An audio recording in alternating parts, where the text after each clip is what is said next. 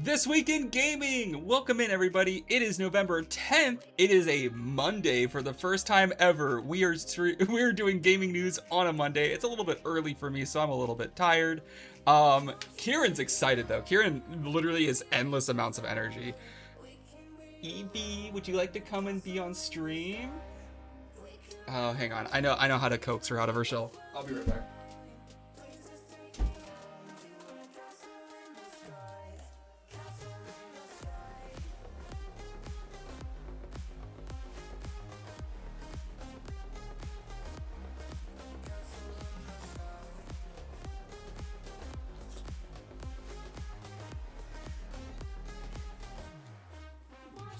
She's obsessed with these things right here.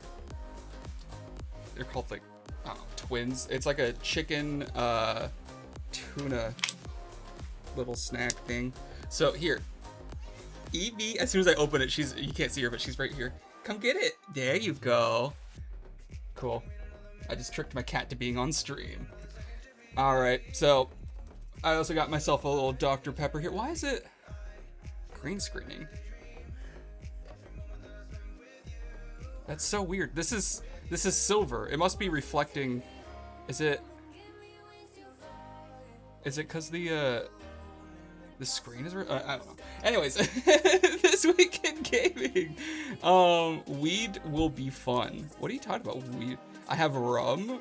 Oh wait, do you even have weed in Canada? Is that legal? Karen T has Monster Energy in an infusion bag next to his desk. That makes so much sense, actually. Have you not seen my background? LMAO. All right, let's go on to our wins and fails for the week. What, do you not want your thing? Hang on, she wants me to take it out for her.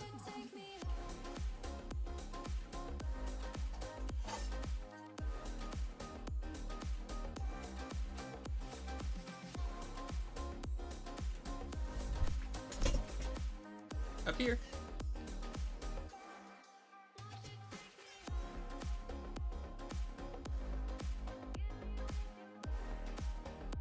Come on. Oh my gosh, you're so dumb. Get over here. Get over here, dummy. Oh my gosh. She's literally running away. Okay. I guess she doesn't. I guess she doesn't want it. She doesn't know how to get to it. Evie, get up here. Come here. There you go. She's freaking out because there's something up here. Evie, come on.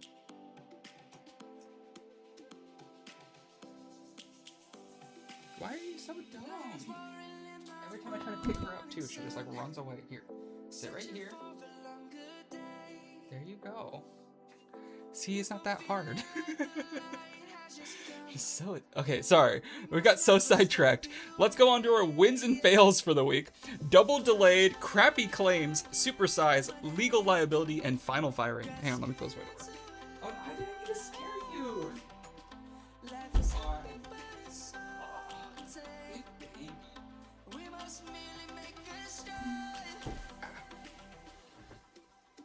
Hi, Evie. Oh my gosh, you're so squirrely. Mwah.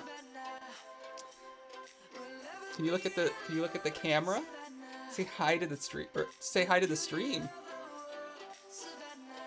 Look right here. There you go.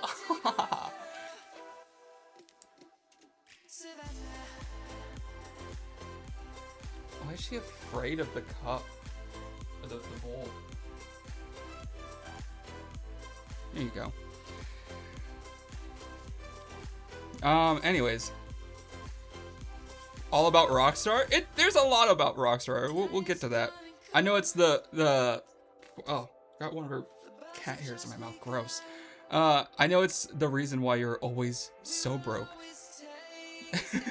Oh, is it the Rockstar? Yeah, oh, that's right. Don't you have like a ton of cans somewhere? Anyways, let's move on to our first fail. GTA has been delayed. We all know this. Everybody's been talking about it. Like, people are talking about this like I didn't talk about it months ago. Back in September 21st, I first reported that GTA 6 would be delayed until October 2026. I was a little bit wrong because it appears Rockstar has decided to delay it until November 2026. Jeez, good lord, can I speak today? And I have a screenshot to prove it. I was so right, and I'm frustrated that people were like, everyone blew me up on Discord like, did you see the news? This is gonna make the gaming news. Like, we didn't already talk about it. Hold up, where did I post the screenshot? I'm gonna lose my mind. Where is it? What? I swear it oh, here it is, the gaming news. Open in browser. Look at this. Here's a screenshot from September 21st. I said GTA 6 has been delayed again. A rumor from Tom Henderson with Insider Gaming indicates that another delay is coming in GTA 6. Instead of May 26, 2026, it'll be delayed until October 2026. And then I said, I specifically said, Rockstar and 2K have not talked about this. Or 2K? Wait, Take-Two. It's Take-Two, isn't it? Wait, is 2K different? 2K.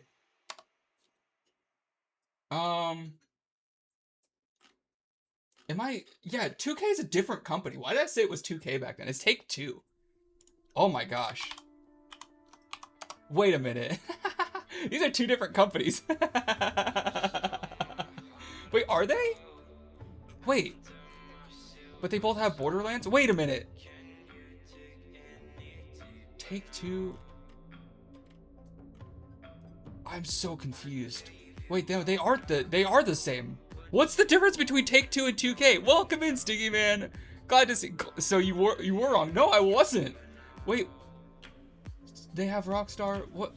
What's the difference between the two? I'm sorry. I'm losing my mind. Anyways, I reported this back in September 21st. So this is not even news to me. But it has been delayed. Rockstar Games on X said Grand Theft Auto 6 will now release Thursday, November 19th, 2026. We are sorry for adding additional time to what we realize has been a long wait, but these extra months will allow us to finish the game with the level of polish you have come to expect and deserve. Which I like that they added that. That's so funny. Fake news? I don't think it's fake news at all. 2K is owned by Take-Two. Oh, got it. Alright, that's confusing. That's a confusing names scheme. Hi, Evie, come here. Stop. She's just below. She wants to. I think she's camera shy. Hi, Evie. Oh, she's so precious right now. Let's see if we can. Evie. Oh, look at her. She's just sitting there waiting. What are you doing? Anyways, yeah. Sorry to break the veil. Speaking of breaking the veil. I would like to show off what has been going on back here is we have updated our background. Check this out. Boom. I mean, it looks pretty much the same, but we have more posters.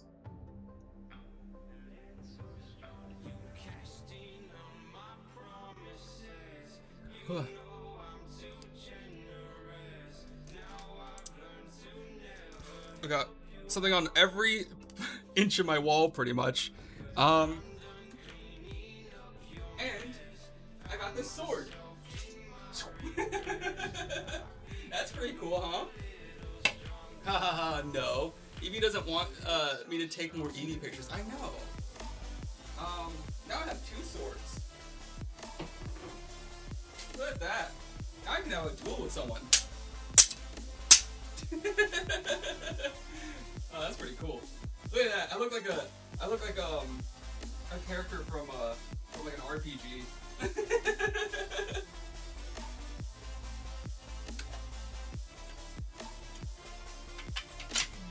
Alright, let's put these away before I hurt someone.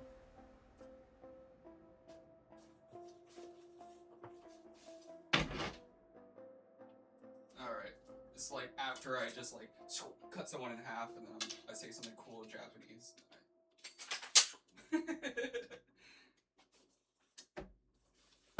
Anyways. Yeah, that's what we got going on back there. Just wanted to pull the curtain back a little bit so you knew that I wasn't just using the green screen because I had a messy room or something. I actually cleaned for the first time ever.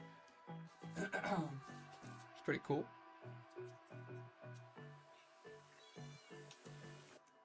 Hi, Evie. she's like right behind the camera. Trying to expose her. Here you go.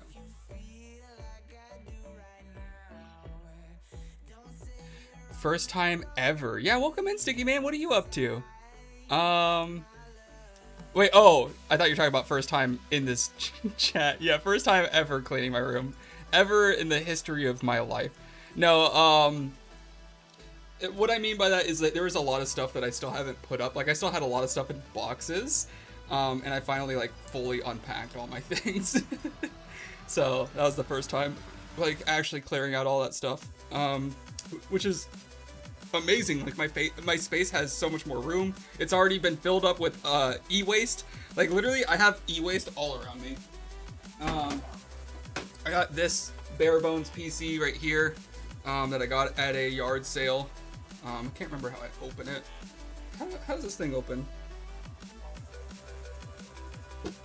I don't know, but I need a processor and a graphics card for this bad boy. I have another computer over here.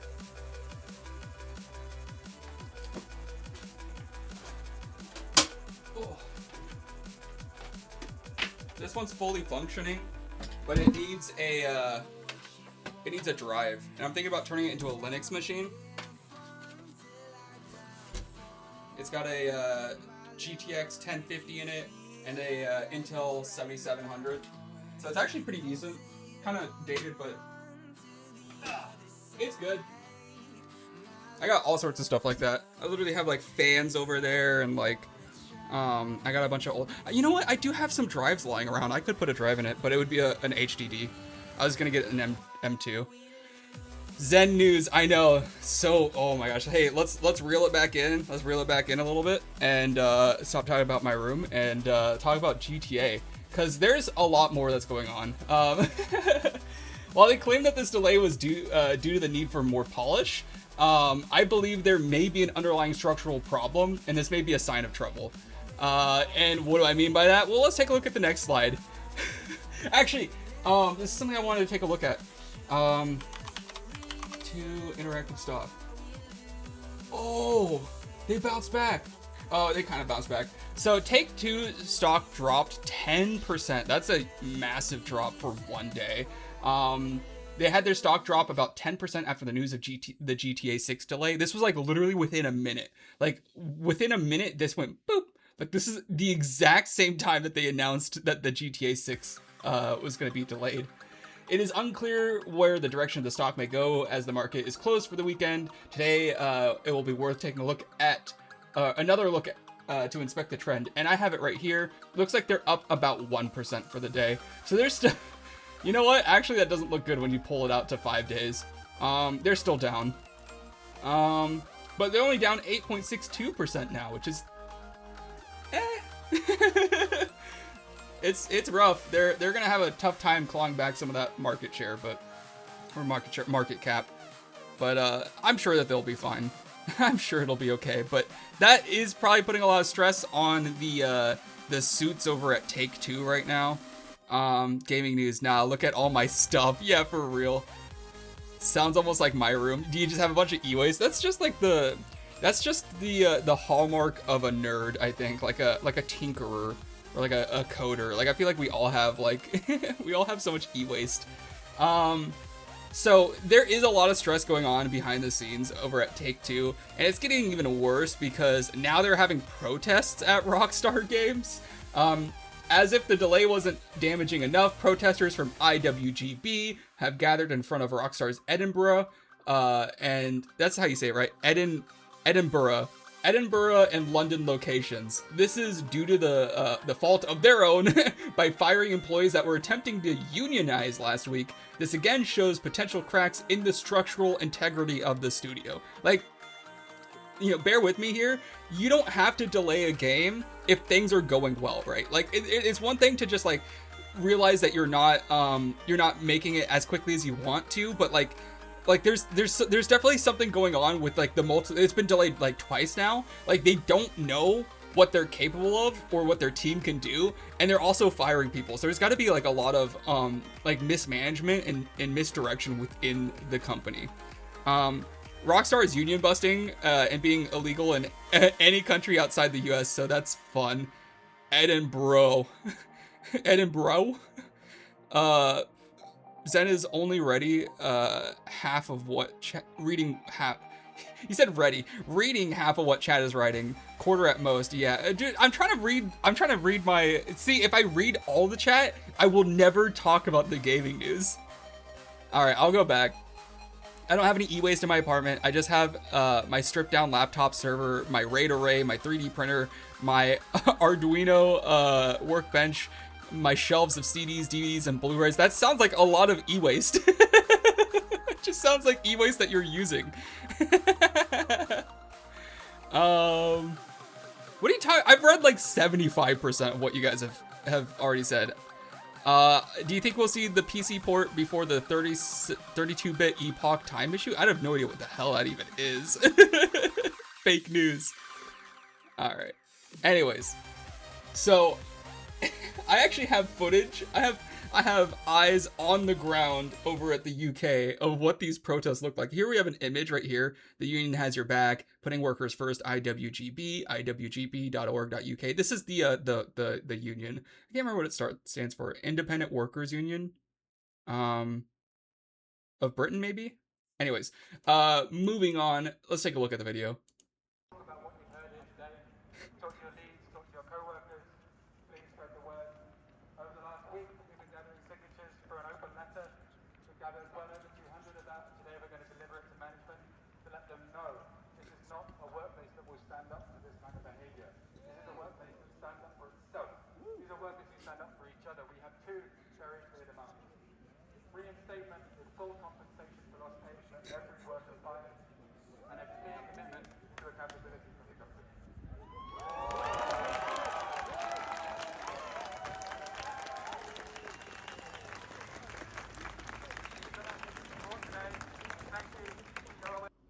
I gotta be honest, you guys are so much more polite than we are in America.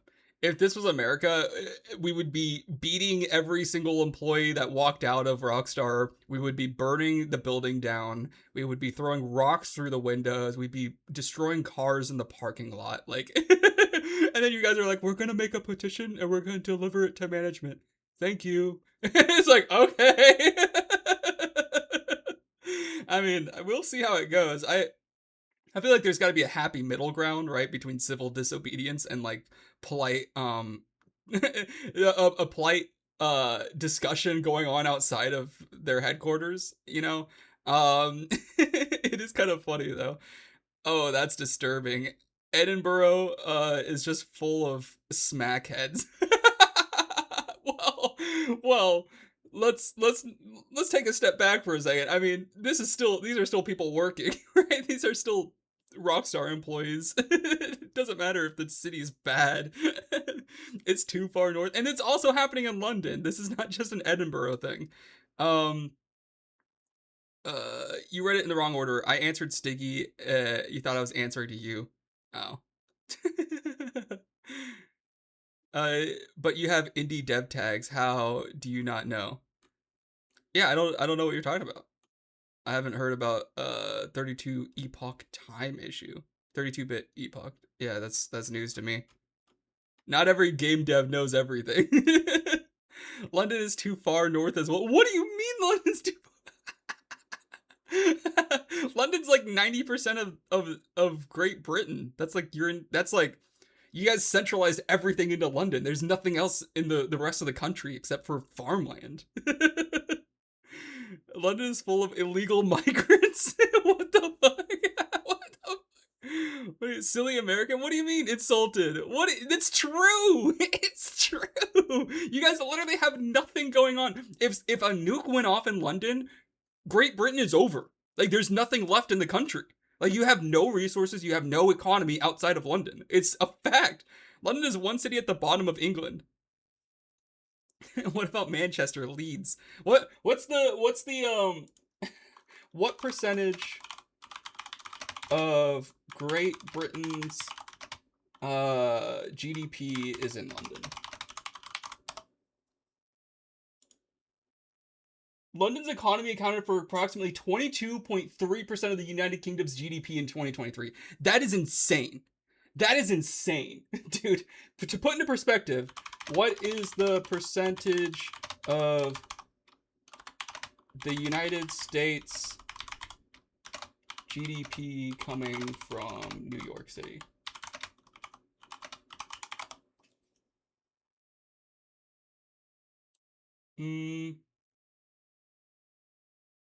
Wow, that's actually really impressive. 8.1%. That's actually really impressive. Approximately $2 trillion. But that's still significantly less than a quarter of your GDP is one city, dude. A quarter of your entire country, all of your domestic output is coming from one city. Dude, if you lose London, it's over. And don't you guys have like a dam that's like threatening to break at any point and just wash away London? Like if that broke, it's over. You don't have a country anymore. You're Newcastle, Sheffield, Hull, all them places full of smackheads though. It's so funny watching British politics unfold here. All of England is American thinks he is safe because he has a gun while the Brits busy studying the blade. What do you mean? I just showed you a blade. I take it Stiggy is not Stiggy, are you also British? Everybody here is from Europe. I'm the only American, but I've been studying the blade as well. Look at this. You don't think I can do a stabbing just like the Brits can? That's so funny. We're being passively invaded. I'm not gonna comment on that, but it does. It doesn't look good. I will say. Oh fuck, I just noticed there are even more Brits in the chat now. We Germans are losing grounds. Yeah, I'm pretty sure Germans was 30% of my viewership, but I think now it's all British. Hang on. Where the fuck is the gaming news? I hear enough about our shit country enough anyways. You guys want me to read the chat? You want me to read the chat? You guys keep typing and you won't let me read the news. How small do you think London is? I don't think it's small at all. Like I said, I think it's 25% of your country. America is just states, though. That's true. America is like 50 countries all in one country. 1v1 me fencing, let's go, old chap. Bro has the power of the White House and anime on his side with the blade. Sounds familiar. I'm not British. The Brits got mad at Germany during World War I and II, and both times they fucking friendly fired upon our fleet. Wait, what are you then? Wait, who got friendly fired on by both the Brits and Germans? Oh, wait, no, the Brits friendly fire. Only the Brits did. I'm not British, take that back. I didn't say you're British. Or did someone else say you were British? Sounds familiar. Danish. Oh, you're Danish. Oh, I heard a lot about Denmark. And, Kezzy was the one talking about him being invaded. The Danish are, not having it anymore. They're not letting anybody else into the country. I think they have a policy of having 0 immigrants coming in now. The 3-hour speed run. Yeah, that's about how long this gaming news is going to take today. Phew, I thought you would be stinky French. You know what? I don't think we have any French viewers. Which is, I'm totally about that because my ex was French and she sucked. Anyways, no Zen. Good. What do you mean no? Anyways, moving on. We have a win. So, Nintendo patents are in danger. Last week, we mentioned the denial of a Nintendo patent regarding their monster capture system. This week, in a rare move, the US Patent Office will re-examine Nintendo's existing patents because they determined that substantial new questions of patentability have arisen. This is a big deal because this may be the first time that any patent has been re-examined since 2012. And usually it means that it's going to be taken away. It's like most often is because they realize that they shouldn't have that patent. So, kind of funny. We surrendered when Germany walked into our country in 3 hours to minimize casualties. Like, alright, shit, you can have it. Man, what are you, maybe you are French.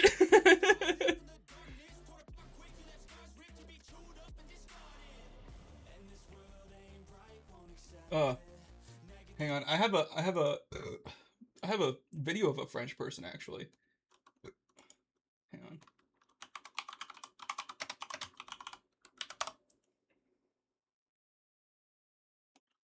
Here's the French.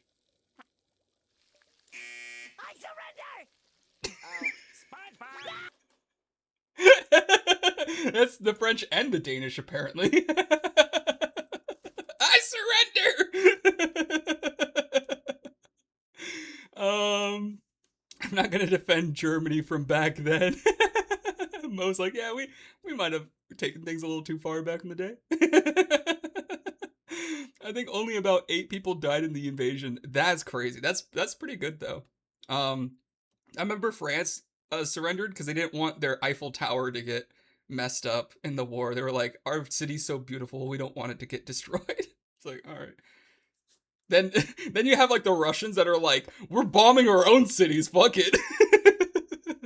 We just got a bunch of statues of Lenin in that bitch anyways. Anyways, enough World War II humor. Oh man. Listen, Zen, back in World War II, we had the fucking pedal bicycle with a sidecar and a mounted machine gun.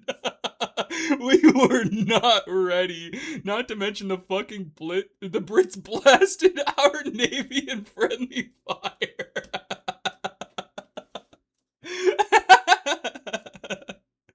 That is funny. You know what? That's probably just payback for like the 1300s when the Danish ruled the entire the entire area and the English were subjugates to that, and then the English ended up overthrowing the Danish occupiers, and they're just still kind of mad about it. Yeah, I read about it. That's crazy though.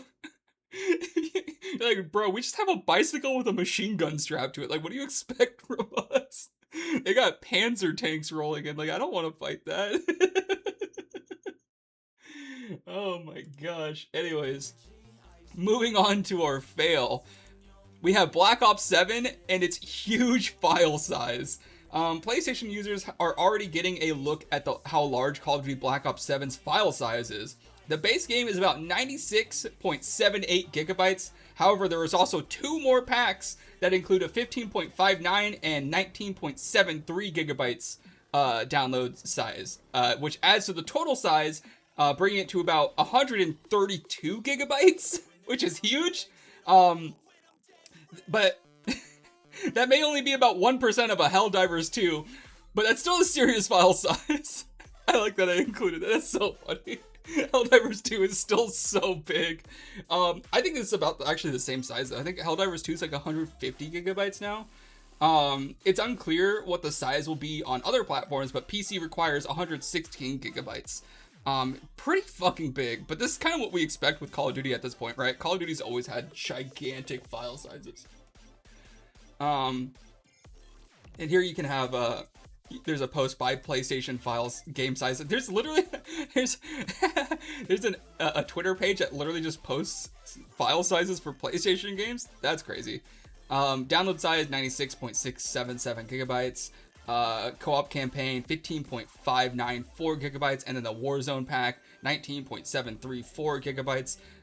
To be fair, I don't know if most people are even going to play the co-op campaign, so you could probably just cross that off the list anyways. But it's still going to be over 100 gigabytes if you want to play Warzone. That's massive. I'm guessing that like at least half of this is just the stupid, ridiculous skins that they have in the game. But France and Heinz were first place. What do you... pedal faster, Thomas. You fucking got third place in Tour de France. Oh. I don't keep up with Tour de France, so I have no idea. I have no idea what you guys are talking about. You guys remember when Titanfall had 30 plus gigabytes of uncompressed PCM? I do remember that. Titanfall did have so much file sizes being used by their uncompressed audio. That was crazy. How big is Helldivers 2? File size. Hang on. It's actually, you know what? This is actually 1 gigabyte bigger than Helldivers 2 on PC. Helldivers 2 is 131 gigabytes on PC, but it's only 36 gigabytes on console. And the reason for this is I think they quadruple the file size. I think, yeah, 3, 6, 9, 12. Yeah, they quadruple the file size on PC, so it works on hard drives as well. That way, the way that the hard drives work, I guess, if there's 4 times the amount of files on the drive, it can find the file that it needs quicker. So they just duplicate it several times onto the drive. So you basically, when you play Helldivers on PC, you're basically installing the game 4 times over. It's so stupid. And you know what? I'll say it.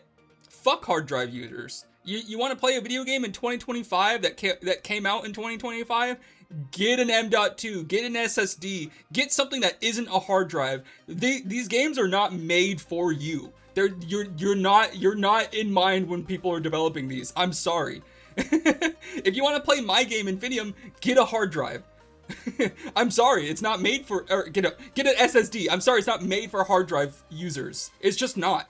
In this day and age, you're not gonna have a good gaming experience. It's just like, it's too big. There's too much stuff on it. It's impossible to cater to you guys. all 4 people that are still using a hard drive in 2025. Dude, you can get an SSD for like $30. Like, I'm sorry, it's not even a rich or poor thing. It's so accessible. In fact, it's almost more expensive to stick with hard drives now. I'm so sick of it. It's sequential read. It's faster to load the data rather than move head. Yeah, exactly. Just use a Steam cache and NAS, dumbass. Like, it's Steam cache? What are you talking about? Steam cache NAS, dumbass, like a true gamer. What even is that? Yeah, I only use hard drives for my NAS storage. Yeah, NAS storage is fine. If you want to like high capacity storage, then obviously hard drives are the way to go. But you're not playing a game off of a NAS drive.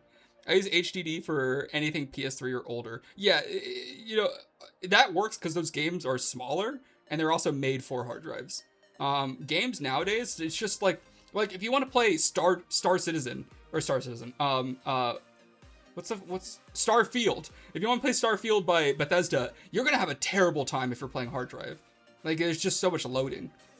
And like a big thing about it, like hard drives are becoming less feasible for gaming, mainly because like textures, like texture files are so large, audio files are so large. It takes a long time to load those on a hard drive. It's a NAS just to contain and constantly update Steam games. Oh, what the heck? I've never heard of that. I do play games off my NAS, PS1 and PS2 emulators. Lets you load the entire game into RAM before you boot it. That's crazy. Star Citizen has a new star system now, by the way. That's sick. Why are we not playing that? Why are we doing news when we could be playing Star Citizen?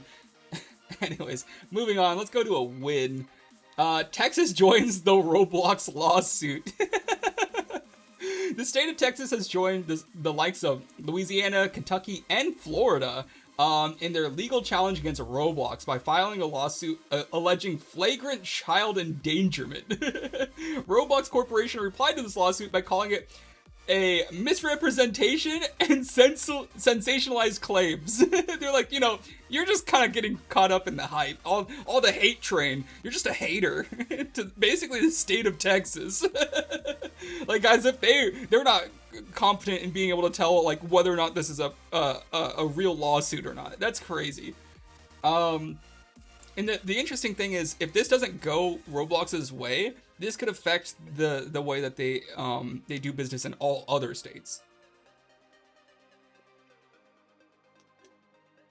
I have noticed a weird trend though, where it's just southern states, right? Louisiana, Kentucky, Florida, like those are all like southern states. I mean, Florida's a little bit more mixed between like liberal and Republican. Texas is definitely a very southern Republican state. And it's also worth mentioning that Florida hasn't filed a lawsuit against Roblox. Louisiana and Kentucky have, but Florida's just what's it called? They've just what's the word? It's like a legal term. They're basically forcing Roblox to give them files in an investigation, so it could turn into a lawsuit, but it's not currently.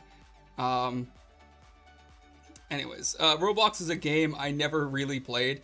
I might have had 2 hours in it, just not my time and place, I guess. I'm old and played Habbo Hotel. That's great. Honestly, that's good. You're beating the allegations. Honestly, if you're an adult in 2025 playing Roblox, like, that's sus. That's super sus. We've joked about how there's 3 major red flags for PDF files. It's Roblox, it's Snapchat, and it's Discord. If you have all 3 of them, you're on a list. I'm sorry, you're on a list.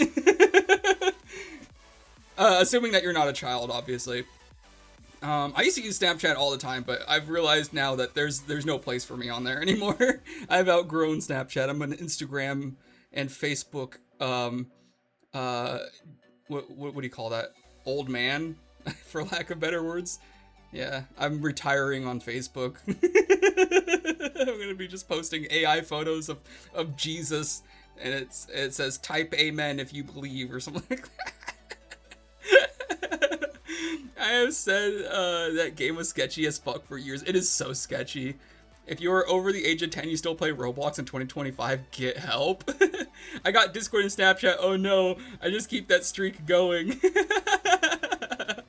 Oh man. I think everybody has Discord now. I mean, I don't think that that's in of itself a red flag, but it's you have to have all 3 of them for it to be like scary, you know, especially if you're meeting people on Roblox and adding them on Snapchat and Discord. Go straight to jail. Go to jail. You're done. Do not pass go. And oh my gosh, yeah, I've just seen like a lot of stuff about that where like people on Roblox will try to meet kids and then they'll try to like get them on those platforms. Like, hey, do you have Snapchat? Hey, do you have Discord? And that's where it's like, yeah, that's exactly Kieran. That's the perfect emo. Just, I only got Discord. Yeah, everybody has Discord, so it's like having Discord in of itself is not sketchy. But if you have Discord and then you have the other prerequisites, it's a problem. It's the unholy trinity, if you will. My Snapchat streak of good morning snaps is 2,689. That's actually insane. Wait, how many years is that? Wait, let me get a calculator out. Let me get a calculator. 2,689 divided by 365. That's 7.3 years of never missing a Snapchat, dude. You've never been without your phone? Like, you never went camping or something? Like, what the hell? Do Danish people go camping? Do you guys have like a lot of camping spots? I actually never thought about that. Now I get snaps of my godchild doing stupid baby stuff. Just dumb baby shit. Like just puking all over itself and pooping in stupid little diapers. I always found Snapchat cringe AF. Yeah, but you're also like 12 years old, so you already grew up in a time where it was already cringe. 6'7" out. 6'7". I love how Kezi comes in and just adds the most out of every other chatter. Like that's really doing some work in the chat. Anyways, let's move on to a failed. Other than that 6-7 message. Everyone I know use Snapchat. I just never did. Yeah. Oh, okay. I've heard that it's not like younger people aren't using it anymore. Anyways, moving on. Mass Square Enix layoff. This is our next fail for the week. Square Enix is laying off over 100 employees in the US and UK in a restructuring effort in their Western division. Their restructuring, the restructuring details are in an internal memo, as well as other details like their desire to automate 70% of quality assurance using AI. So this is coming from an internal memo. I actually pulled this up from their website. I did confirm that this is real. This is where I got the screenshots. I'm not sure if this is like for investors or what. This honestly makes them look so bad. I don't know why they would. I don't know why they would post this willingly. Those are some good eggs. Those are fair. This is part of 3 pages, but I just took the most important one of their overseas structural reform. They're under the policy shifting from quantity to quality. A selective focused approach is being implemented as a result, reviewing development titles and development structures in overseas. Wait, what? Wait a minute. Hang on. Sorry, I got so distracted. You can move along the timeline in streams now? Dude, that's huge. And then you can go to, dude, that's so, when did Twitch add that? That's so cool. Did you guys know this? Sorry. Anyway, that's so cool. And skip this bit. Wait, so I can see the future? Yeah, you can. Yeah, you can actually see the future. You know what I'm gonna stream next. You can skip ahead. Anyways, this episode is brought to you by Raid Shadow Legends. Skip. You can use my code, and if you sign up now, and it's just it's been a turbo thing for a while. Wait, turbo? Wait, I don't have Twitch Turbo, do I? Oh, you mean it's been a turbo thing, now it's like available for everybody? Is that what you're saying? Interesting. Okay. All right. Anyways, that's really cool. Turbo-tastic. Anyways, sorry, got so distracted. The point is, their restructuring expense of 11.8 billion yen is expected to be recorded in the fiscal year ending in March 2026. So I guess they're spending 11 billion yen, but they're also expecting to save billions of yen every year. To strengthen development capabilities from group-wide perspective and to optimize resource allocation for maximizing value generated by IPs, a further review of the development pipeline is conducted. As a result, my eyes are glazing over. This is so fucking boring. Decision was made to close overseas development studios and shift towards consolidating development functions in Japan. So they're basically shutting down all their worldwide studios and only making games in Japan. I think that this is like not a terrible idea, but it is going to make a localization very difficult for them. And I think that this is going to be a negative aspect of their games moving forward in the future. I do think that having a presence in other countries is important. The management of IPs previously overseen by overseas development studios will be globally integrated, which just means that they're going to centralize everything into Japan. In addition, development support functions and personal allocation both in Japan and overseas will be reviewed from the perspectives of the overall group optimization. So they're just really moving. Square Enix is going to be moving everything to Japan, and they're going to be focusing on just centralizing it all. So we'll see how that goes for them, I suppose. It did lead to 100 people losing their jobs, though. That kind of sucks. And then here is their part about AI. Initiation of joint research with the Matsuo laboratory at the University of Tokyo, aimed at improving the efficiency of game development process through AI technologies. Company-wide business idea contest held under the theme of AI, with several selected ideas developed into projects and company are currently being promoted internally. So they're basically trying to make an AI that can do most of the work, like every other major studio is doing. A joint development of game QA automation technology using AI or generative AI with the Matsuo Iwasawa Laboratory, the University of Tokyo. Goal: automate 70% of quality assurance by debugging tasks in game development by the end of 2027. Through the use of automation technology, aim to improve the efficiency of QA operations and establish a competitive advantage in game development. So what they're trying to do is they're trying to make at least 70% of QA done by an AI. I'm not sure how that would even look or how that would work. Normally, you have to hire some poor sucker to play your game for hours at a time, just trying to find bugs. But apparently, they think an AI can do it now. A joint research team of more than 10 members comprising researchers from Matsuo Iwasawa Laboratory U Tokyo and engineers from Square Enix Group is advancing the collaborative development. So they're going all in on this. They're going to try to use AI to just do quality assurance, and I'm sure they're going to branch out and do more game development tasks as well using AI. Kind of just a loss. I mean, this is a consistent loss that we've been seeing every single week. I mean, EA is doing the same thing. Who else is doing? Oh, Microsoft is doing the same thing. Sony's doing the same thing. Halo itself, the new Halo game, is going to be using generative AI. So they're just trying to replace jobs with AI. I mean, it's really happening, which concerns me because, you know, these big conglomerates of game developers have a lot of talent in them, and it's kind of cool that they're keeping them all working on these stupid fucking projects that cost billions of dollars and make like maybe $1 billion back, give or take.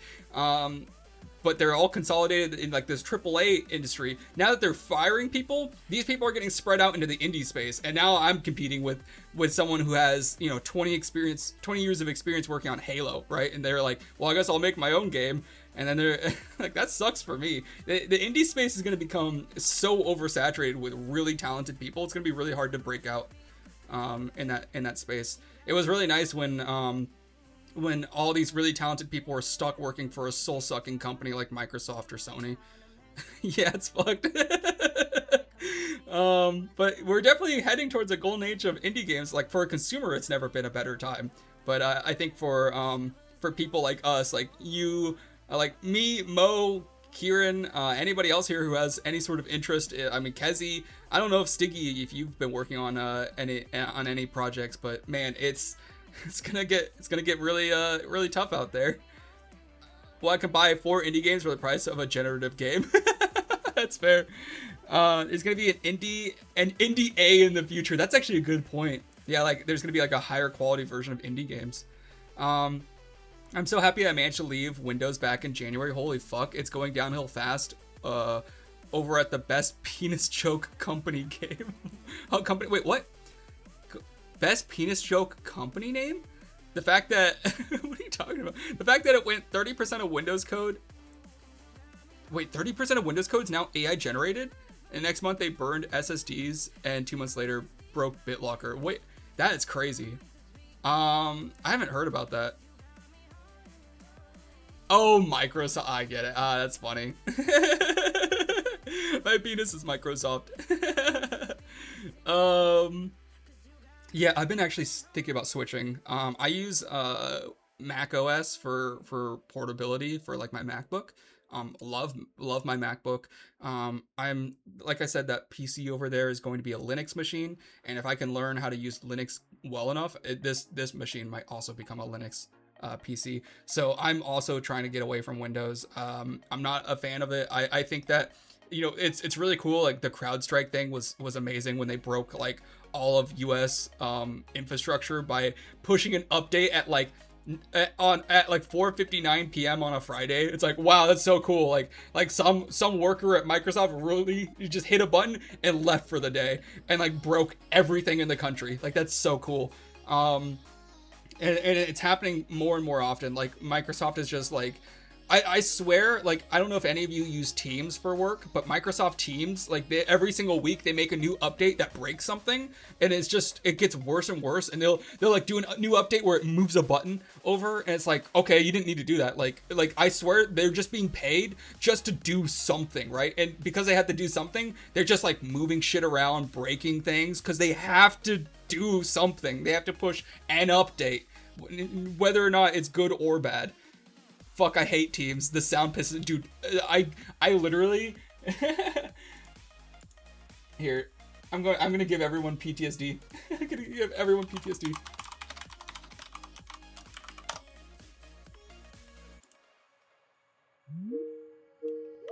Ah! No, stop it!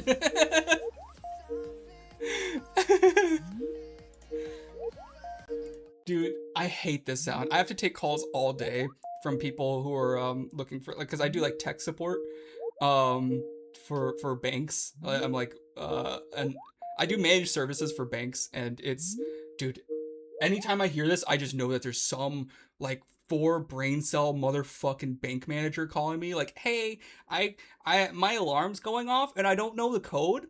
Can you turn it off for me? And I'm like, brother, I wish I could hit you right now. I really do. I hate you so much right now. It's like, you think you're just gonna call someone, and you can't verify yourself over the phone, and you think that I'm just gonna like, you could be robbing a bank right now. I'm not gonna help you. It's crazy. Microsoft bought Skype. I know. Yeah, and then they shut it down, which actually is probably one of the most base things that Microsoft has ever done. They bought Skype and then shut it down. Good for them. Holy cow! Wait, hang on. There's so many messages. I'll be switching to Linux when I finish my FPS games. I don't need to play Valorant. I already played distro and setup. Fuck, I hate Team Sound. It pissed me off. Never used it before my new job, but fucking yeah, it sucks. There's also the where's the, not the calling sound, but there's yeah, here's the sound. When you get a message. No.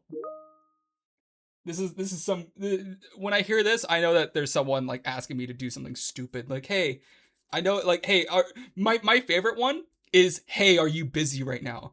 The answer is almost always yes. Yes, I'm busy right now. Why are you messaging me? By the way, we don't normally help people through Teams, but people have access to us through Teams, so they can ask us for favors personally, and it's the worst, most annoying experience. It's always like doom, and I hear that sound. It's like, hey, are you busy right now? I'm like, yes. What do you want? And they're like, hey, can you do like 100 things for me? I have a list of things I want you to do. I'm like, I could throttle you if I ever see you. If you ever come into the office when I'm here, it's over. It's over. It's on site. Anyways, yeah, enough talking about my job. I don't want to dox too much of what I do, and people find, oh my gosh, that would be the worst. Fuck, I hate Teams, and it's where did I leave off on here? Same with the new oh my gosh, I'm so sick of the new Microsoft stuff. New Outlook, new Teams, new my ass. Like, why do you have to make a new version, a new executive file that I have to update, or have to download and continuously update? Now I have two fucking Outlooks on my computer. Why didn't you just update the old Outlook? Like, what? I hate it so much, dude. How do you make a shitty web view application? It's just fucking Electron app. How do you manage to break every fucking update? Why does it sound like Skype? Oh yeah. Oh, I see. You were responding to him. Yeah, they bought Skype and they just used the sounds. Rocks in the corner of dark room. Oh yeah, you're just losing your mind. I miss the old Outlook. I miss the old Outlook. Straight out the email Outlook. Anyways, I know, but why use the same sound for Skype and Teams? I think it's the brand. Like, they paid so much money for Skype, they're gonna use it, I guess, because it has brand recognizability. That's my only guess. Now I'm using MailSpring, an open source mail client. Yeah, you have really interesting like mail mail services. Like, you definitely don't use standard, from what I've seen. Half the code is the same. Die XD. It's all I hear when I sit down at my for once at my desk. Know what made my blood boil today? What is that? You know what? I might switch to Linux this weekend. Fuck it. I have not played Valo in a couple weeks. Plus, it might push me to finish game projects. Is that the only reason? Is like Valo not available on Linux? That's the only reason you're not switching? We should talk about this at some point.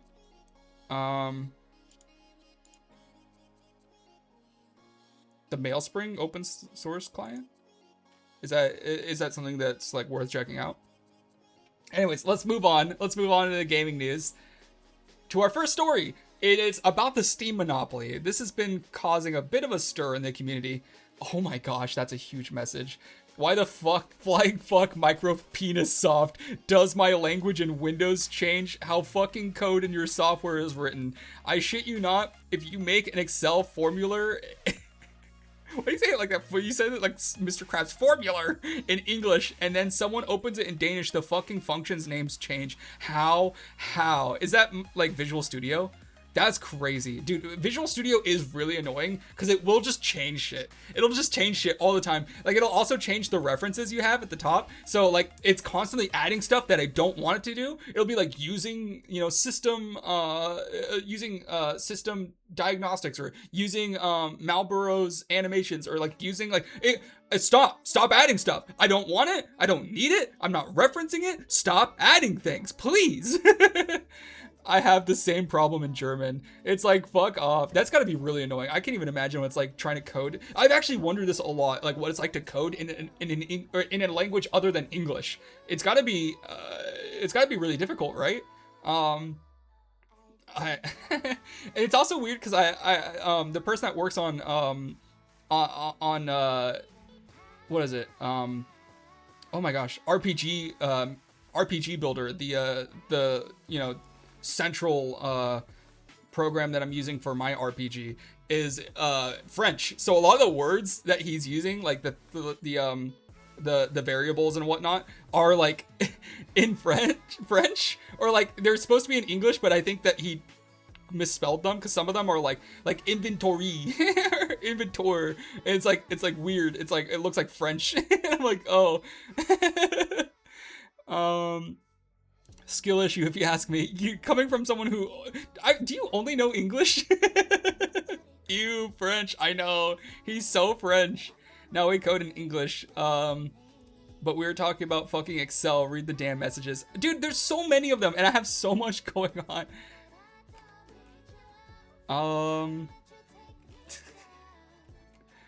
Also, I couldn't read, like, half of this is, yeah, code software. Shit, you know, English.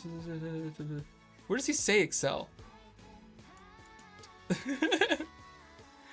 You learn to code in English and you comment and document in English. If you don't, I will personally slit your ball sack, deep fry it, and feed it to you. If you lack balls, I'll slit your... balls will be provided to you. I know English and Klingon because of why not. That's good. That's a good use of your time. Instead of learning a real language, you learn a fictional one. That's a great idea. I'm gonna learn Elvish, actually. Here's the original message. Yeah, that's exactly. Dude, I can't. Dude, can we pull this up? Like, look at this. Oh my gosh, I didn't mean to show my whole stream. Here, yeah, just. This whole ass message right here is like, I can hardly read it because half the time it's misspelled, and the other half the time it's all caps. Language Excel. Yeah, see, this is what where I got. He said Excel formula. It threw me off when he said formula. Like Mr. Krabs, me formula. I'll be honest, I comprehended half of that message. An independent study by Atomic Research surveyed over 300 gaming executives, with 72% of them agreeing that Steam has a monopoly on PC gaming. This has sparked a debate on whether or not it is acceptable reality. While Steam is relatively fair and a good platform for indie devs to grow, they also have much more power than they should. And this has become a big topic for a lot of people. I think even Charlie talked about this. I didn't see his video on it, but I saw he was talking about, is Steam a monopoly? And I think the answer is yes. And Steam is obviously a monopoly. The question is it acceptable? And right now, yeah, it is kind of acceptable. Like, it's not like they're not doing anything that's like stifling creativity, but they really could. Honestly, the day I'm over with Steam is the day that they implement a subscription. Like, if you want to play online, if you want to enjoy the full features of Steam, you gotta pay $9.99 a month or something like Xbox Live or PlayStation Plus. If Steam ever does that, it's over. And I'm sure they will. I know they've been thinking about it. They're going to one day add a Steam Plus or like a Steam Premium or Steam Pro that's like $10 a month, and they're going to start off by saying, oh, you get some free games, oh, you get this, oh, actually we have this new feature, you can use this new feature if you're a Steam Pro subscriber. And then before you know it, it's going to be like you can only experience Steam to its fullest if you have this stupid fucking premium feature. Like you'll only get cloud saves through it, you'll only get you'll only get certain discounts through it. You'll only get certain updates through it. There will be special updates, maybe even special games only for Steam Pro subscribers. It's gonna be terrible when that happens. That is going to be the death of Steam, and that's gonna be like the full like evil cycle of it. Like if they ever do that, and that's the scariest thing about Steam is if they do that, like what's stopping them? They would make so much money. They make so much money, and there's no competitor. Like you can't just switch. Hey, fuck you, just because I want the Krabby Patty. I don't want to install even more launchers and share my data with even more companies. That's also true. Like, a lot of people don't like all these launchers, especially like when you boot up your PC and like 10 new launchers are starting up with your PC. I hate that. That being said, there is an argument to be made that there should be a healthy amount of competition. Oh, I feel like I'm gonna sneeze. Please don't. Huh. I think it's passed. Oh, I can still feel it. I feel it in my nose. Oh, okay, I didn't sneeze. Anyways, you get cat ears for your profile. yeah, that's you pay $10 a month for a cool profile picture. The fact that Steam throws millions and millions at open source projects and have been doing it for 15 years now. There are two good PC platforms, Steam and GOG. I agree. GOG is also amazing. We talked about that, I think, 2 weeks ago. GOG is so dedicated to providing DRM free preserved games. Like their biggest thing is like trying to make sure that as many games as possible is on their platform and that they'll always be available for people, which is so cool. I do like GOG a lot. I think if there's anyone to compete with Steam, it should be a GOG. And I like Steam too. Like, don't get me wrong, I love Steam. Like, I first see myself being a Steam developer for a long time. I don't really see it changing, but it does scare me to know that they have so much centralized power. I think the only closest competitor is Unreal Games, the Unreal launcher or whatever they call it. And I don't really like Unreal, to be honest. I'm not a big fan of their company.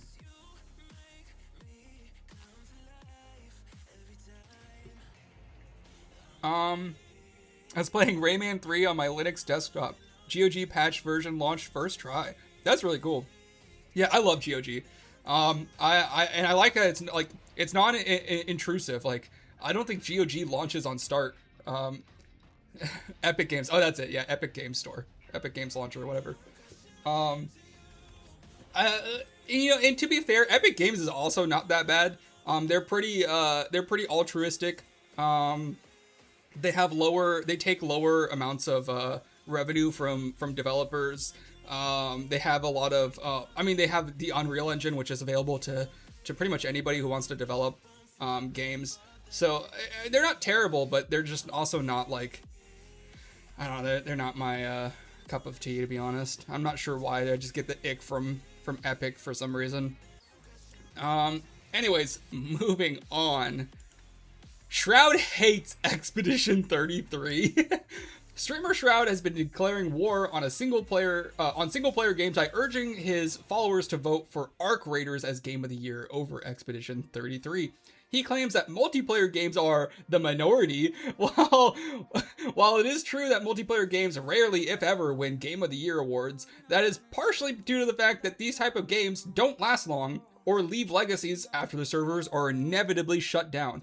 I think that the reason people don't vote for a multiplayer game to be game of the years because they usually don't have narratives. They usually don't have any long lasting legacies. Like I'm not gonna be able to play Arc Raiders in 20 years. Like I'm sorry, the game's probably most likely not gonna still be running. And third, usually it's just part of a bigger universe. Arc Raiders might be a little bit different. Arc Raiders might have more story elements, and it might even last longer. But I mean, you can't. Can you even play Destiny 1 right now? Like, can you experience Destiny 1 like you could at launch? Because you can't with Destiny 2. Destiny 2 even, you cannot play the original campaign for it. Fucking crazy. Like that's why games like that don't get they don't get awards. Because you can't even play it anymore. You don't need to use GOG's launcher, you can just download the setup files directly? I didn't even know that, really? You can use third-party launchers, as you should, like Heroic Launcher that combines Prime, GOG, and Epic into one launcher? That just shuts the fuck up when you want it to. That is so cool. I actually didn't know that. That's a genius idea. A platform that like combines multiple other platforms is great. I think I would support that more than just using Steam outright or like using Epic's launcher or oh my gosh, I hate Blizzard's launcher. Blizzard, oh, I hate their launcher. I hate their launcher, I hate Ubisoft's launcher, and I passively hate the EA launcher. Those three are like ones that I think like should not be on my PC. But they are because they have to be. I think the idea of having more third-party launchers is really cool. Or even just like one really big one that's like officially partnered with these other launchers is great. Oh, also the Curse launcher. I hate the Curse launcher. Like, I'm so sick of all these launchers. Like, I just want to play Minecraft and download a mod pack. I have to download your launcher for this? That's stupid.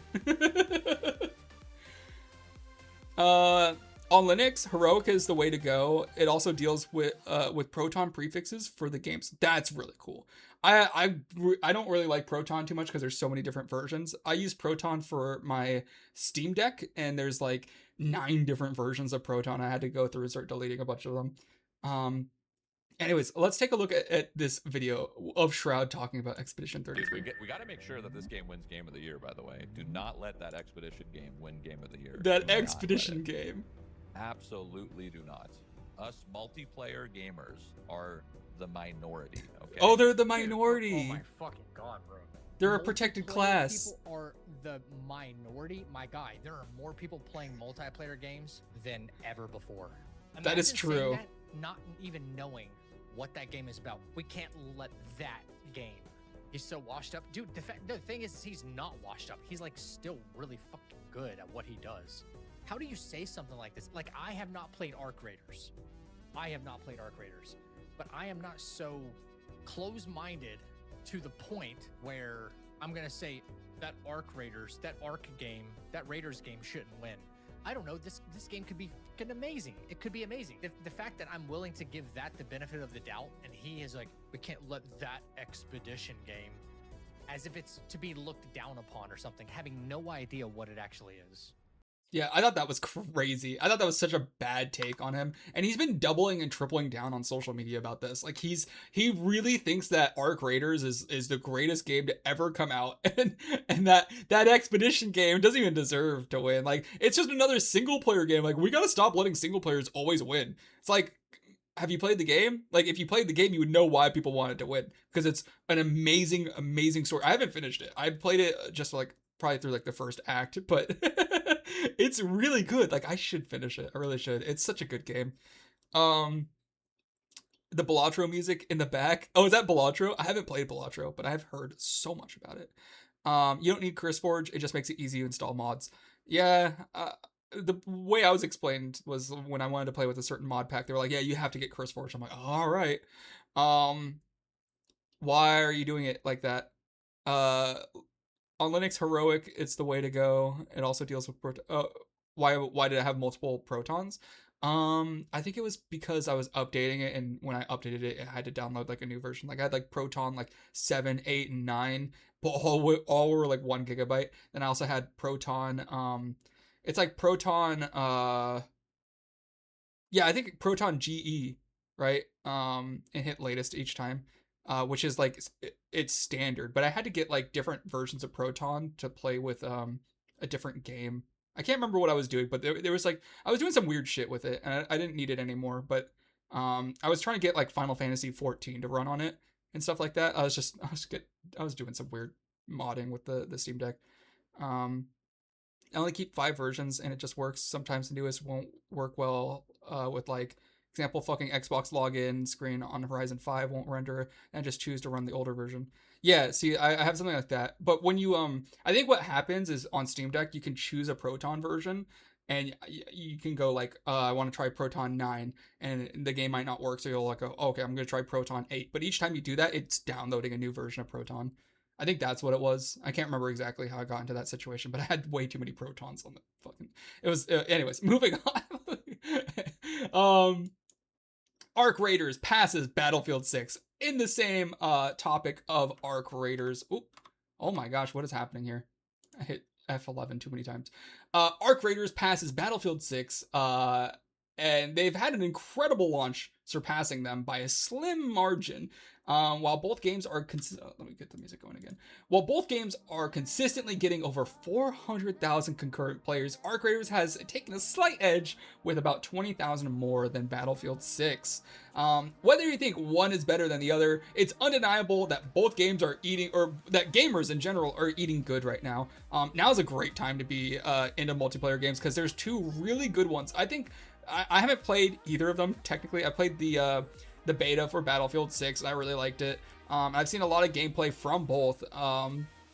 I think both of them look like really fun games, and I know that a lot of people in the chat have been really enjoying Arc Raiders. So I think just now's a great time to be a gamer. Like it seems like there's a lot of fun games to choose from. As you can see, Battlefield's sitting pretty with about 100. At the time, this was nighttime when I took this screenshot. They had 135,000 players, but their peak was 440,000. It looks like they're consistently hitting around 400,000 players a day. And then Arc Raiders is hitting their all-time peak of 400,000. So Arc Raiders has been growing, whereas they kind of grew from a smaller launch, whereas Battlefield 6 had a like explosive launch and they're kind of going downwards. So they're both going pretty well, but I think Arc Raiders might surpass Battlefield 6 on the long term. Yeah, that's why you install Proton GE. Also not an issue when you just run your games at 16 on a 16 terabyte HDD, like for your 150 gigabyte COD. Well, I don't have a 16 terabyte hard drive for a Steam Deck. Where am I gonna plug that into? Arc is fun, yeah. I'm playing Persona 3. I'm living like it's 2022 still. I need to play Persona. I still haven't played any of them, but I feel like I would really enjoy it.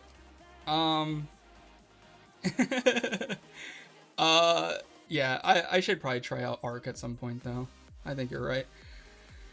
I think it probably is pretty fun. I've been seeing a lot of gameplay footage. It seems like the community is actually pretty wholesome. Like a lot of people, there's still a lot of like shitheads who will just shoot you for no reason.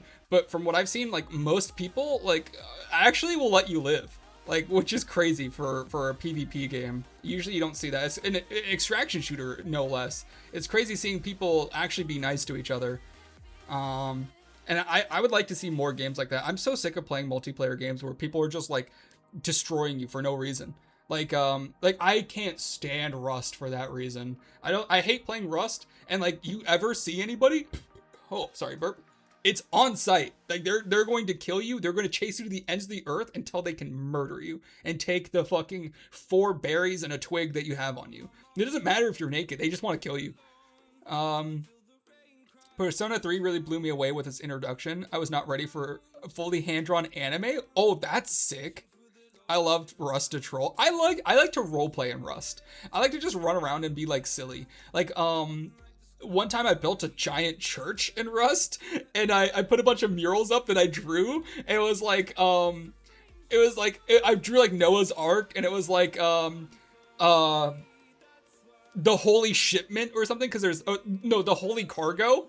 because there's a cargo ship that you can do missions on in Rust, and I was like, I drew like the cargo ship, but it was like Noah's Ark, and it was like just really funny. There's like pews, and then there's like a stand in the middle, and people would like come in, and it was so funny. There's this Russian kid that kept trying to troll me, and I stabbed him like, the Lord's house is not for you. Like, it was so fun.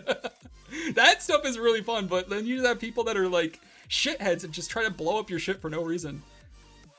Your church, I remember that. Oh yeah, I posted pics. Oh yes!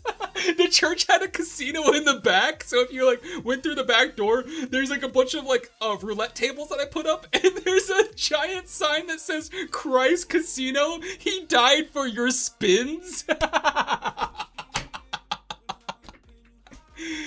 That was good. That was so creative. See, that kind of stuff is really fun.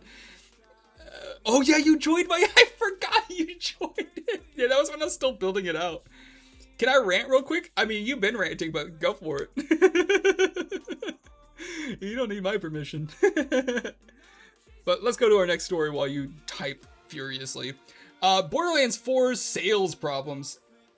Take-Two CEO admitted in an interview that Borderlands 4 did not sell as many copies as they were hoping for. By the way, Take-Two CEO is different from this fuckboy right here, Randy Pitchford. He's I think he's the CEO of the company behind Borderlands. I can't remember who the studio. Oh, Gearbox. He's the CEO of Gearbox. So these are different people.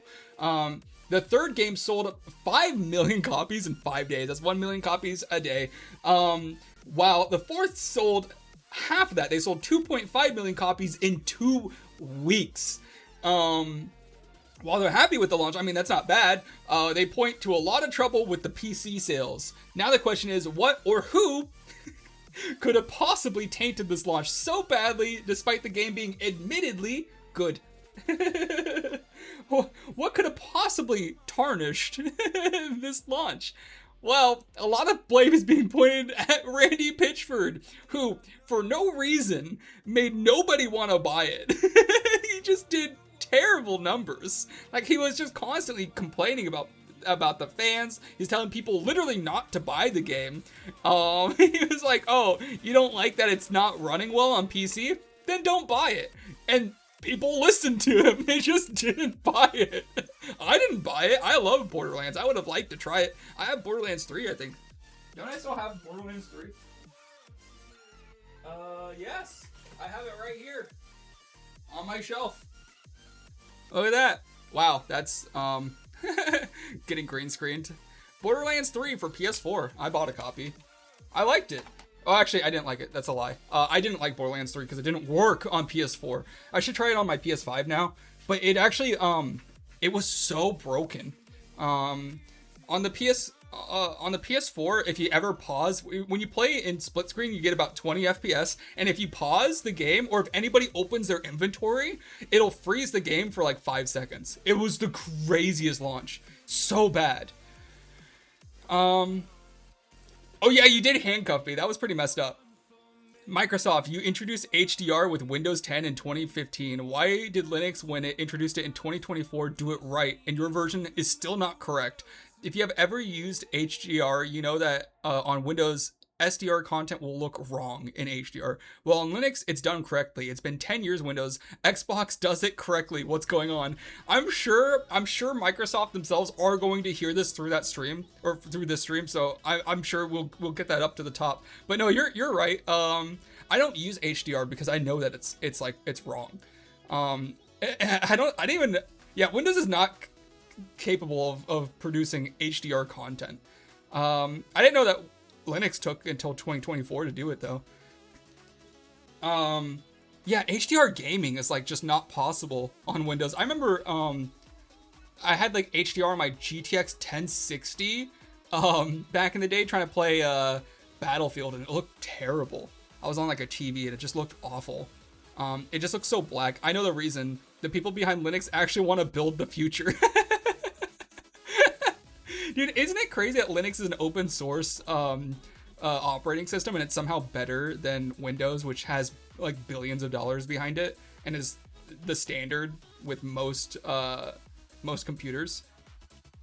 It's been in alpha since 2017. Oh, I see. It's interesting because it seems like the developers behind Linux are trying to like make something that's just like usable, whereas Windows is just like I don't know what their prerequisites are for like each update. Like they're just like I couldn't tell you the purpose behind a lot of what Microsoft does, because it just feels like they're detached from the reality. Like they're detached from the end user. Like they have no idea what the end user wants Windows for, or what is beneficial to them. They're just doing Microsoft shit the whole time. They're like focused on like how they can implement Copilot into every machine, or how they can like set up the next like Windows 12, like how they can get more users to force them from one Windows to the other. Like why not just stay on Windows? Didn't they say like with Windows 10 they were gonna stay on it for like ever? It was like the final Windows. I thought I heard some talk about that. Like why do we have to update Windows every few years to like a totally different version? Like that just seems so pointless. And Windows 11 didn't even change anything. All they did is make you require the boot locker, like not BitLocker. I know that that's part of it, but with the different boot system, like the boot security on your BIOS, that's all they required differently. And then they just changed what the fucking bar was. Instead of being on the left, now it's in the middle. It's like cool. Like you forced us all from Windows 10 to 11 just for that. Like that's so dumb. Anyways, let's move on to our next story. How much gaming news until the community news? That's a good question. I think this might be our last story. No, we have like one or two more stories after this. Anyways, let's talk about remakes versus remasters. A remastered is an updated version of an old game, while a remake is a new creation built from the ground up. Also, should have just thrown the whole kernel out years ago. Like when Windows 8 came out, would have been perfect time to say we're moving to the new code base. Here's Windows 7 as a behind the scenes system for backwards compatibility. I like how most like, threw the whole kernel out? What do you mean threw the whole kernel out? To be honest, I actually don't really know how Windows works in the background. I'm more of a Unix-based operating system. Like, that makes more sense to me. I have no idea, like, what Windows even is in the background. I just know that they've got, like, the stupid PowerShell garbage. I don't look into it. I just know that it doesn't work very well. I can grasp my head around, like, operating system, like Linux and Mac OS way better than I can with Windows. Windows 11 still has the phone application from Windows 3.1, and it still runs. For what fucking reason? I remember that, right? Like, yeah, every version of Windows is like iterative on the other, like the past versions, and they even have some of the same bugs. Like I've heard like there's like I don't know if it's still common in Windows 11, but there's like certain files that you can't name a certain way because it'll like break Windows, so it won't let you do it. Yeah, Windows is weird. Windows just feels like spaghetti code when you think about it. Windows is still using the code from the first MS-DOS operating system in its core. Every Windows version is just a new skin. That's crazy. That is insane. My first phone was a Windows phone. I could change the back of it. That sucks. That sucks to have a Windows phone. I'm sorry about that. I remember back in school, we had some people who had Windows phones, and they were always like the poorest people because it was like a $70 smartphone. And all there was like, you had you had iPhone versus like Androids, and then you just had like the idiots in the back with their Windows phones. Like they're not even competing. Even Linux will often have breaking changes. Monday stream, let's go. Welcome in, Skittles. Yeah, we're doing a different thing. We're streaming on Mondays. For the greater good. They'll break things for the greater good. That doesn't sound very appealing either, if I'm being honest. Anyways. So we talked about what a remake is versus a remaster. But research by Ampere Analysis has found that an average spending on a remake is 2 2.2 times the amount that's spent on a remaster. That's including not only just the price to entry by buying the game, but also on microtransactions. While remakes take more resources, they also often have a higher engagement. There are exceptions, however, like the Oblivion Remastered, which sold stupid well. It did so well because it honestly felt like a remake. Like, it didn't even, like, it was so different. Like, it's almost like it feels exactly the same, but it looks like a totally new game. And here we have the difference between a remake versus a remaster. Here we have Final Fantasy VII, the original, versus Final Fantasy VII, the remake. Then we have we have Deus Ex, the original, and then Deus Ex, the remaster. It's just literally the same game with uglier paint on it, I guess. Like, it looks so bad. It's the same game. And what they found is that there's like a risk to reward, right, to this. So do I want to spend all the money it's going to take to build this game from the ground up again? But there is a guarantee that I'll make likely 2.2 times as much than if I did a remaster. So you kind of have to weigh the two, like which is going to cost more, which is going to give me my best return on money.